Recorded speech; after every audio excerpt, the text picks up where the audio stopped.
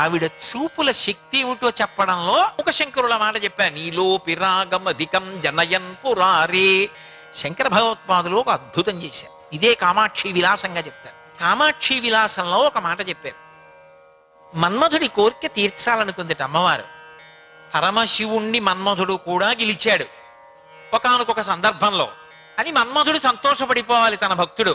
అమ్మా అమ్మా నేను కూడా గెలిచేశానమ్మా, ఇది శంకరుడికి చెప్పక్కనే అమ్మా నా గెలుపు ఉంది అందులో అని మన్మధుడు మురిసిపోయి ఒకసారి ఆవిడికి మాత్రమే ఆవిడ దగ్గరికే వెళ్ళో నమస్కారం పెట్టి వెళ్ళిపోవాలి, ఆయనకి చెప్పకూడదు.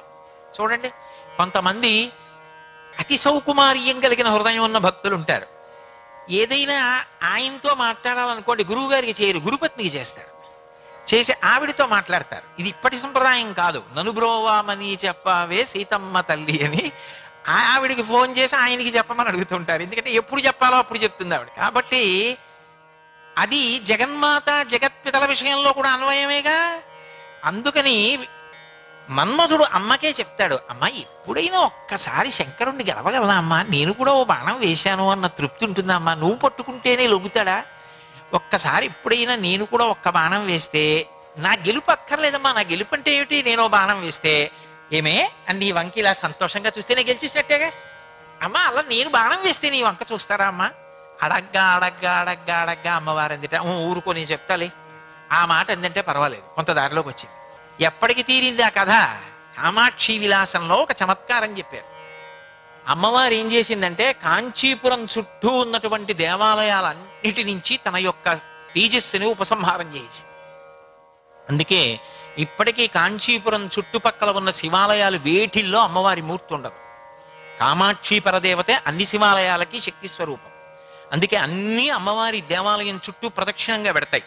అది వరదరాజస్వామి వారి ఉత్సవం కానివ్వండి, లేదా ఏకాంబరేశ్వరుడి ఉత్సవం కానివ్వండి, ఏదైనా కామాక్షికి ప్రదక్షిణంగా పెడతాయి దేవాలయానికి.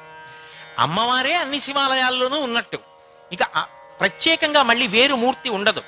అన్ని శివాలయాల నుంచి అమ్మవారు ఉపసంహారం చేసి అన్ని శివాలయాల్లోనూ ఉన్నవాడెవరు? ఆ శివుడే. ఆయన మాత్రం ఆవిడ ఉపసంహారం చేయగానే ఇలా చూసి ఏది అనుకున్నట్ట, ఏదిది కనపట్టలేదు అని మనసులో కించిత్ దిగులు పొందాడు. అంటే మన్మధుడు గెలిచాడా లేదా? అమ్మవారు అందుట ఒరే నేను ఇక్కడ ఉండి కాంచీలో ఇక శివాలయాల్లో అమ్మవారు లేదు అంటే ఒకప్పుడు పరమశివుడు ఉలిక్కి పడిలా చూసి ఏదిది అన్నాడంటే నువ్వు గెలిచేసినట్టే. దానికి గుర్తుగా ఇప్పటికే అలాగే ఉంటాయి శివాలయాలన్నీ. సరేనా?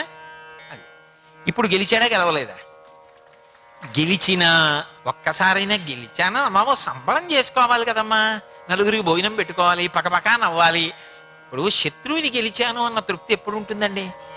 ఇంతకుముందు నువ్వు నన్ను గెలిచి ఉండొచ్చు, ఇదిగో ఇప్పుడు నిన్ను నేను గెలిచాను అని ఆయన్ని గెలిచి పక పక నవ్వితే అప్పుడు సంబరం. అంతేగాని నువ్వేదో ఉపసంహారం చేసావు, ఆయన ఇలా చూసి ఇది ఏది అని ఉలిక్కిపడ్డాడు, ఆవిడ కోసం ఉలిక్కిపడ్డాడు కాబట్టి మన్మధుడి ప్రమేయం ఉన్నట్టే కాబట్టి పరోక్షంగా నేను గెలిచినట్టే అని అన్వయం చేసేసుకుని ఏం మురిసిపోనమ్మా, నేను మురిసిపోవు నవ్వు నవ్వాలిగా పకపక. అలా కూడా ఒక్క అవకాశం కల్పించమ్మా. ఇన్ని గొంతెమ్మ కోరికలు ఉంటాయనుకుంటున్నారు అంటే అందుకే అమ్మవారు ఎప్పుడు వచ్చినా పరివారంతో వస్తుందండోయ్. అమ్మవారు ఎప్పుడు ఒక్కతి ఉండదు, మీరు బాగా గుర్తుపెట్టుకోవాలి. అమ్మవారి సంపూర్ణ తేజో విరాజిత అని ఎప్పుడు పిలుస్తా అంటే పక్కన ఆవిడికి బాహ్యంలో కనపడకపోయినా తేజో రూపాలుగా తిరుగుతూ ఉంటాయి ఆమె యొక్క శక్తులు. చెంగాలమ్మ తల్లికి పక్కన అంకాళమ్మ ఉంది, మీకెవరికి కనపడదు. ఆవిడ అంతరాలయం లోపల ఎడంచేతి పక్కన ఉంది స్వయంభూమూర్తి. రాజరాజేశ్వరి స్వరూపంలా ఒక పాదం ఇలా కిందకి చాపి ఒక పాదం మడిచిపెట్టి కూర్చుంటుంది. ఇక్కడ అభిషేకం జరుగుతుంటే అక్కడ జరుగుతుంటుంది. అంకాలమ్మ అనే అంకము అంటే గుర్తు. ఆవిడికి పరివారంగా ఆవిడితో కలిసి వచ్చింది ఆవిడ. ఆవిడుంది లోపల. సర్వం శ్రీ ఉమామహేశ్వర పరబ్రహ్మార్పణమస్తు. స్వస్తి.